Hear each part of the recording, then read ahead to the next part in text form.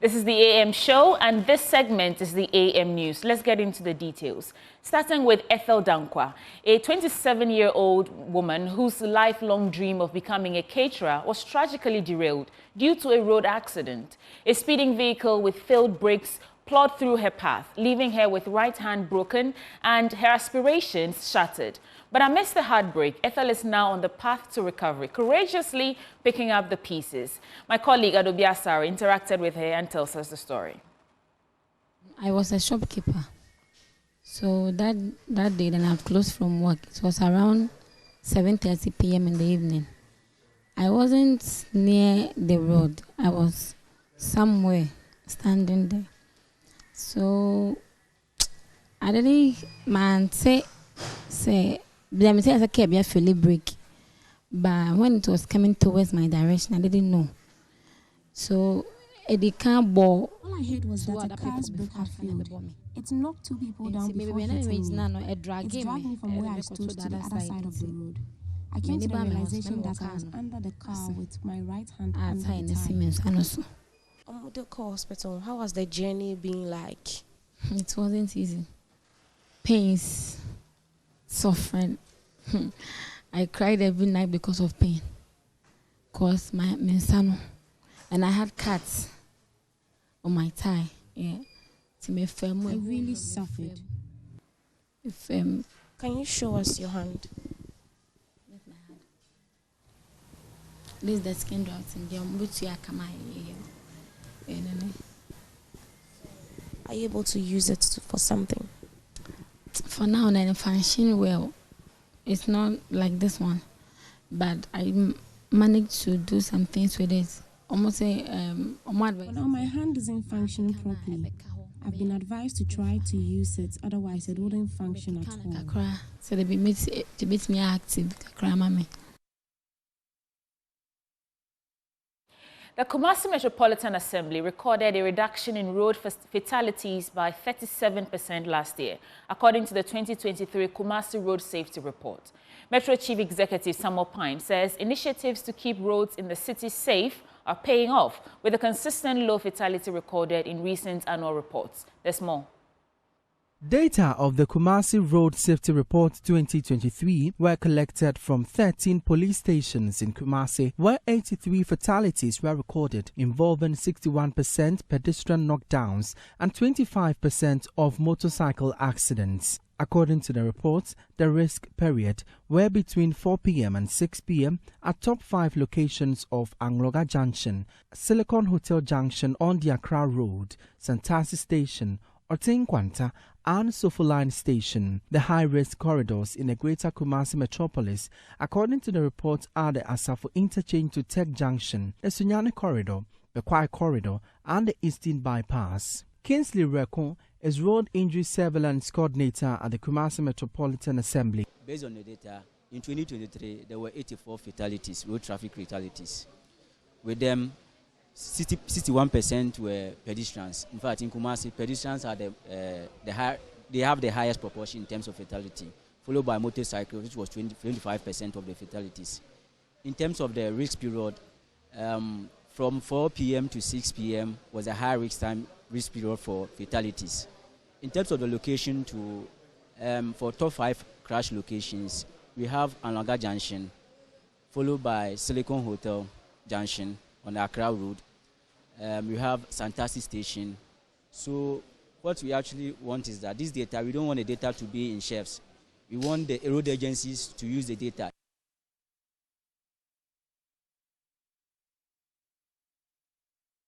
In other stories, National Chairman of the National Democratic Congress, Asiedu Nketia, has disclosed that the NDC will complete all projects initiated by the NPP except for the National Cathedral. And he said projects embarked upon by governments are funded from the taxpayers. Therefore, allowing them to rot will be at a disadvantage to the people and the communities. Asiedu Nketia made the disclosure at Welembele in the Sala East constituency, and Rafiq Salam reports.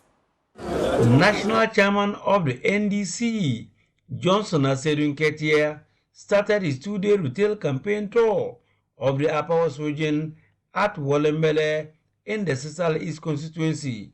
Despite the NDC winning over 80% of the presidential votes in the constituency in the last elections, the party, led by Mohamed Issa Batagalia, however lost the Sisala East parliamentary seat. Mohamed Batagalia is back in the race and is confident little luck will smile on him this time round.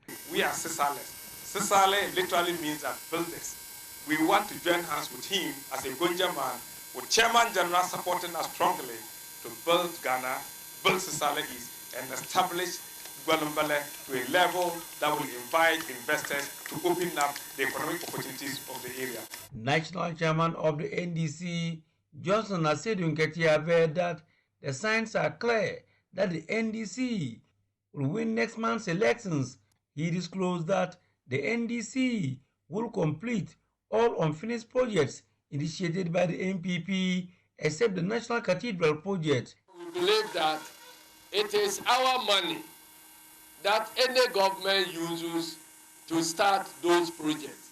So whether they are started by us or they are started by another government, if we leave them to rot, we are hurting the community.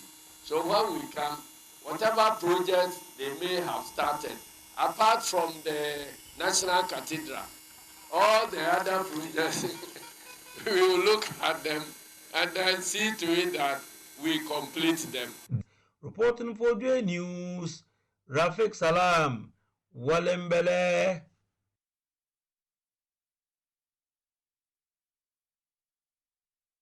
Moving on, aggrieved customers of Defun Mens Gold are intensifying fresh pressure on the government, demanding swift action on their locked-up investment. The group has issued a 24-hour ultimatum calling for a 200 million Ghana cedis bailout. They have vowed to punish the government as the polls on December 7th if their demands are not met before Election Day. The customers are arguing or urging the government to use frozen properties of NAM1 to fund the bailout as legal proceedings continue. Speaking at an emergency meeting in Accra, the group's PRO, Fred Forson, made a direct appeal to President Akufo-Addo and the Finance Minister for urgent intervention. Carlos Kaloni has the rest of the story. The Christ Apostolic Church Auditorium in La Paz was charged with emotions as frustrated Mens Gold customers sought divine intervention to compel the government to address their plight. The group claims over 200 members have lost their lives since 2018, and many others are struggling to care for their families and personal health due to their inability to access their funds.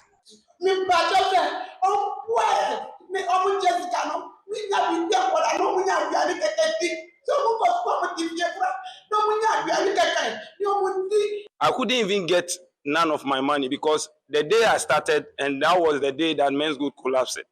So I didn't got anything from there. So due to the we are moving up and down through our money, and then we went to NAM1's house for my money. And then as we went there, police people came there to chase us, and then I fell on the road. And then to do that, then I had an eye problem. Now I can't see anymore.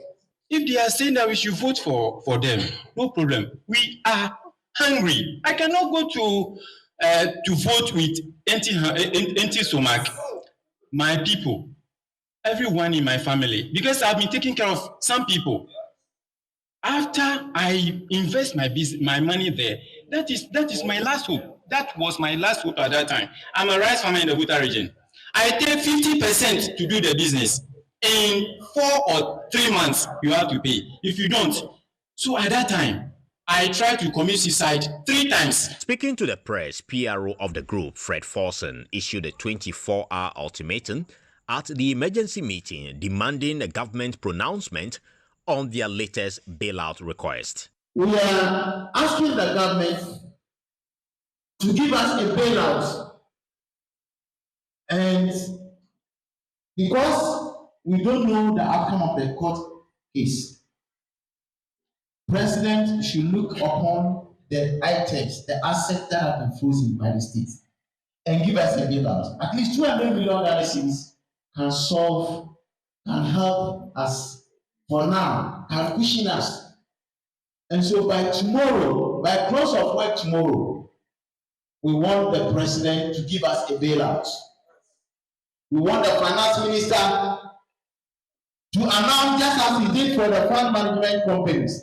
They were giving 1.5. We are asking for just 200 million to cushion us, to enable us to go and cast our vote on the 7th of December.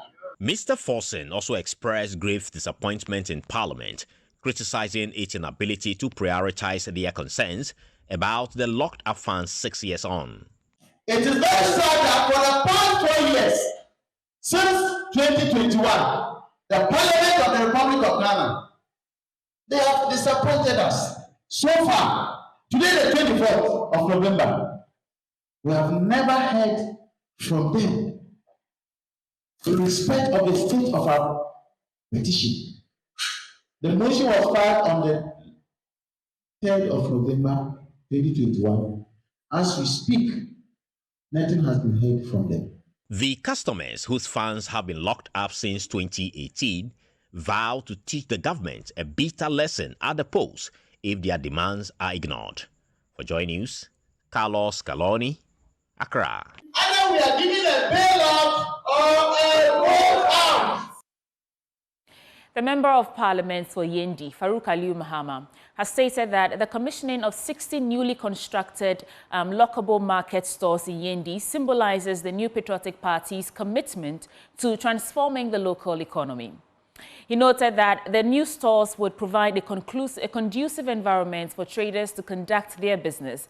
And speaking at the commissioning ceremony in Yendi, the MP added that the well-structured pavement would also ensure easy navigation for traders. The Ghana Secondary Sisters Support Program is part of an overall effort by government to improve urban management and provision of basic urban service in cities and towns. The 5-year program is supported by the World Bank with a total of about $100,000. Speaking at the commission of the market stores, the MP for Yendi, Farouk Aliu Mahama, said the commission is a reflection of the commitment of the Nanado-led government to improve infrastructure of the country. The government of Ghana, led by His Excellency Nanado Dankwa Akufo-Addo, the Vice President Dr. Alhaji Mahmoud Bawumia, the local government authority, the contractors, and all involved, my good self, the regional minister, the MC, in bringing this project to fruition. Our collective dedication and commitment to shaping the infrastructure that will serve for the community for years to come. 4 markets are the livelihood of our communities. These are not hereby places of commerce. They are vibrant hubs where families gather, culture, and livelihoods are built. Today, the introduction of 6 lockable stores, we have taken a momentum step toward creating and securing a conducive environment for our trading matters. These lockable stores will not only protect our vendors' goods, but also foster the sense of security that is encourage more enterprises to thrive in the market. The Northern Regional Minister, Shani Al-Hassan Shaibu, urged the traders to maintain the stores to ensure its longevity.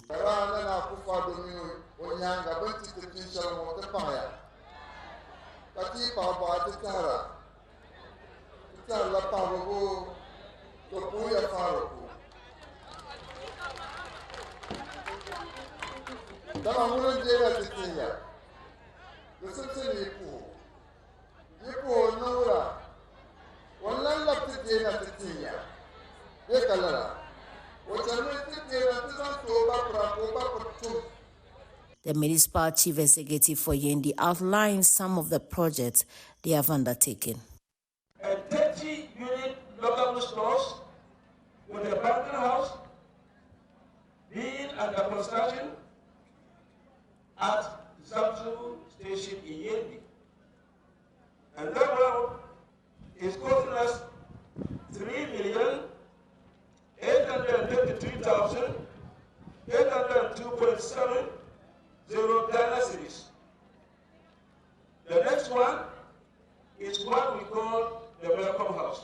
A commercial facility is being constructed at Buntuli at the previous petrol gas station, and that is costing us $6,325,500 Ghana cedis.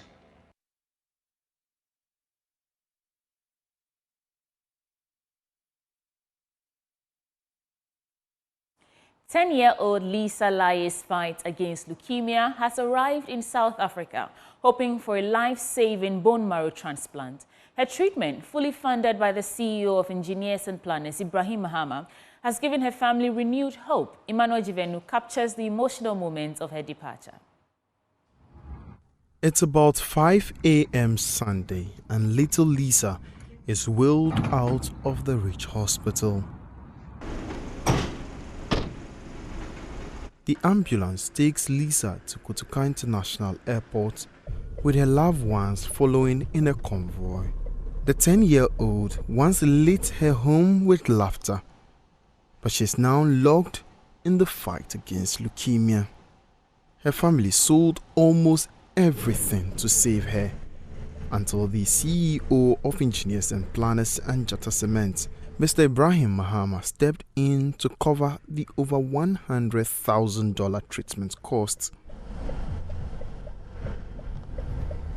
At the airport, her family gathers for prayers. We thank you, and we know everything has done. Amid hug and whispered words of encouragement, her mother struggles to hold back tears. My girl has a chance to life again, because all hope was lost. We didn't know how we were going to be able to raise that amount to treat her and to pay for all our bills, our accommodation, everything. We are very much grateful to Mr. Ibrahim Mahama. She's excited. She's looking forward to the treatment. She wants to go back to school. So she's very happy and very optimistic.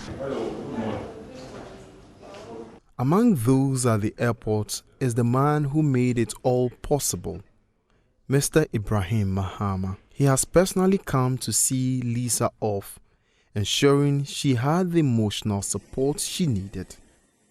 Doctors advised that Lisa is given specialized care and safety of an air ambulance, an expense Mr. Ibrahim Mahama fully covered.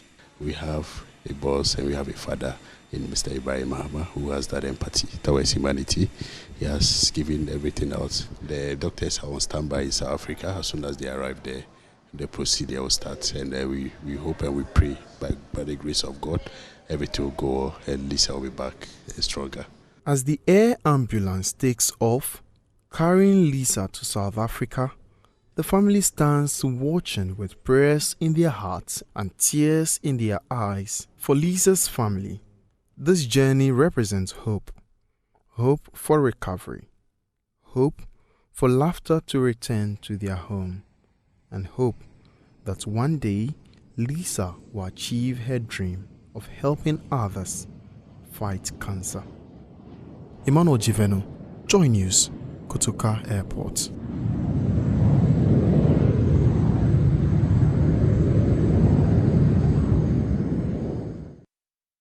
We wish Lisa all the very best and await her return back to Ghana. Now, the Asante Otumfuo Osei II has received 28 regalia artifacts looted during the Sagranti War as part of the 100-year anniversary celebration of King Prempeh I's return from exile in Seychelles. The artifacts that got into the custody of an art collector of West African works in 1922 were purchased by Anglo Gold Ashanti in 2000. The artifacts, padlocks for treasury and traditional regalia, were returned to the Asante Hene by the management of Anglo Gold Ashanti after several negotiations at a ceremony held in the Mesha Palace in Kumasi. Nana Bwachi Dankwayado has more. In the 18th century, when the British colonial government broke into the Ashanti Kingdom, they made way with some artifacts.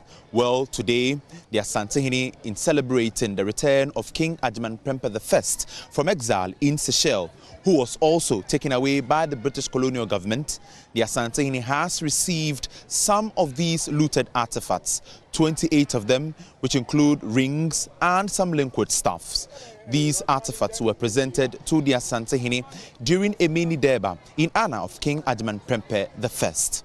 Ivor Ajimandria is an associate director of the Mesha Palace Museum. He spoke about the return of these artifacts and what they signify when it comes to the Ashanti Kingdom setup. They traveled to Europe and got into the hands of an art collector of West African works who was based in Geneva. And after many years, in 1922, when he acquired this, he turned other objects in West Africa that he had collected, about 350 other objects in West Africa, and turned this collection into a museum. They are 28 in all, but they define court architecture in terms of tangible objects, rings, linguist staff, gold weights, and others that, including even the palace lock, I'm sure for locking the treasury.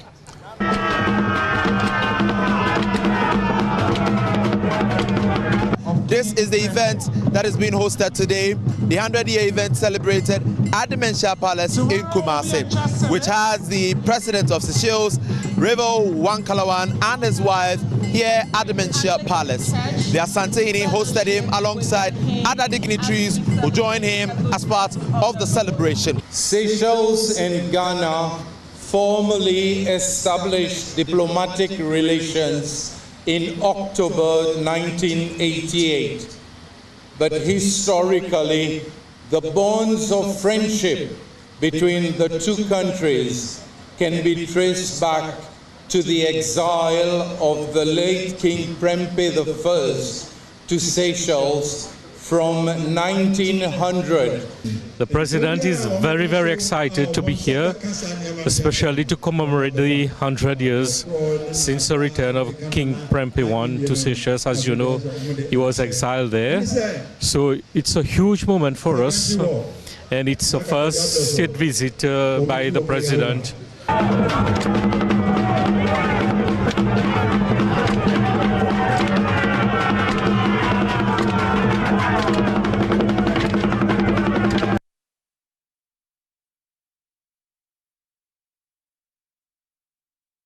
On that note, let's get into our business updates with Benjamin Akakpo.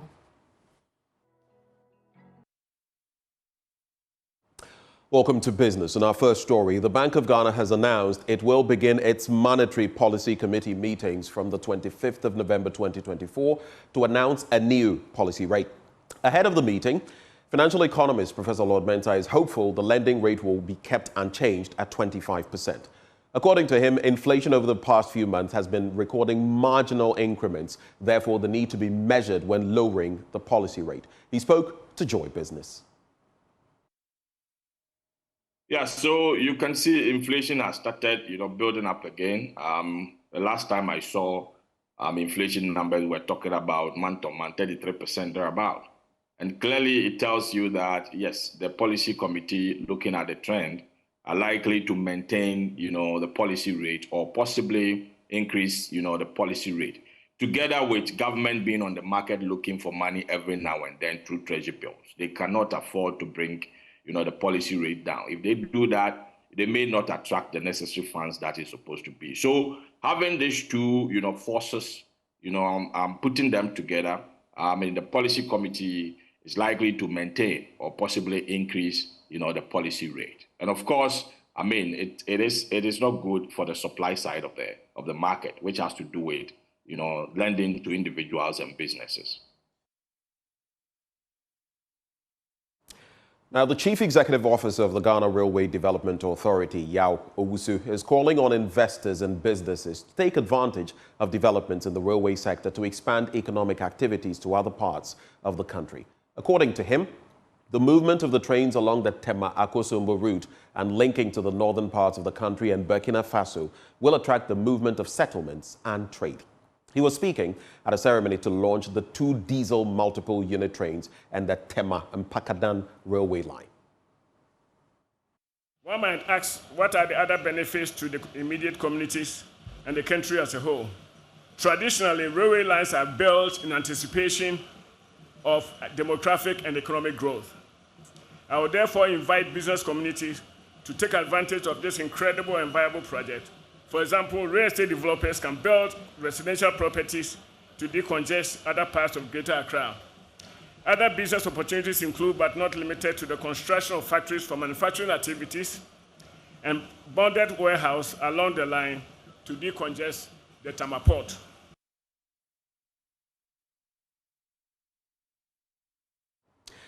And that's what I'll be serving you this morning as far as business is concerned. Handing over back to Sweetie Abochi.